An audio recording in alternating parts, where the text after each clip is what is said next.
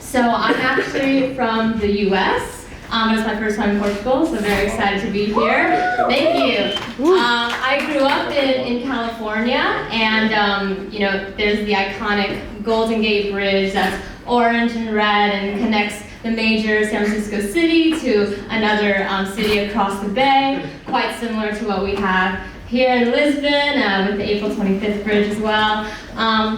But it was cool to grow up in Silicon Valley with such a hub of innovation and tech. You got startups starting left and right, Google, Amazon, all that good stuff. And when I came here, I learned about Oedish Valley, which is a neighboring town with innovation, tech. Yeah, that sounds a little familiar. So no, but growing up in Silicon Valley, it's an interesting place. It's a lot of competition, I will say, between businesses, between tech companies and people, and not only between people, but the kids of those people as well. Schools are incredibly competitive. My stepbrother is currently in middle school, and he goes to school with like the founder of Fitbit's son, or like Amazon web developers, like sons and daughters. It's crazy. And what's also crazy is that he had to apply to get into the schools. So he had to write an essay, he had to do interviews. His parents had to do interviews for the school as well, which I was like, what? Like, if this kid, he's 10, is asked like, oh, what's your greatest accomplishment so far in life? He's like, I don't know, being born? Like, here's my birth certificate? I don't know what else to say. Or if he's asked like, you know, what's something really difficult you had to overcome? I don't know, learning how to walk. Like I took one step and then I took another step and I'm walking, and the people at school like, oh my gosh, we need this kid. This kid's like so good.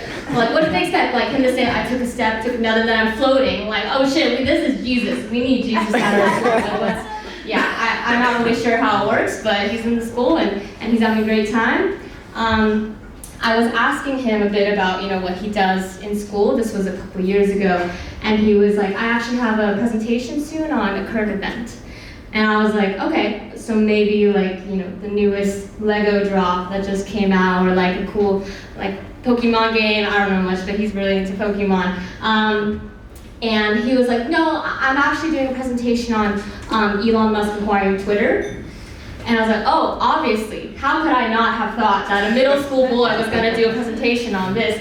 And I actually got the chance to go and watch him do his presentation in class. And he did a great job, did very thorough research, great presentation. And then the kids got a chance to ask questions. And I was like, okay, you know, these kids don't know much about this, like they didn't research like my stepbrother did. And so one kid raises his hand, he gets called on. And he asks, how do you think Elon Musk acquiring Twitter will affect the stock value of Tesla? These are 11-year-old kids. I'm like, what is going on? Like, when job applications for entry-level jobs are like, we need 10 years of experience, this is what they're talking about. Like, that's what I'm doing stand-up comedy. Like, I can't compete with these kids, you know? But yeah, I'm sure these kids will go on to do like great innovations, great things.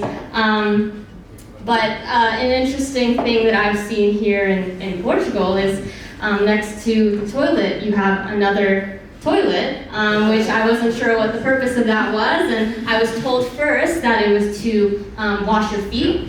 And I was like, okay, that's an interesting choice. And then I heard it was for kids to use as a sink. I was like, okay, it's an Oedish Valley mindset, like multiple use, you know?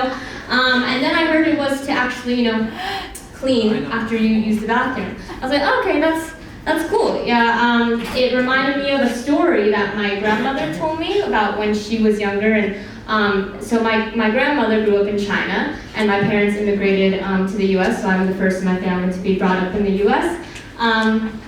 And when my grandmother was younger, for her, before using the bathroom, she had to go out and find the thing that was going to clean herself after using the bathroom. So that meant nature. So like, what's out there that I can find to use after? And best case scenario, a leaf, right? Like a leaf, you got surface, it's good. Worst case scenario, a stick, a rock.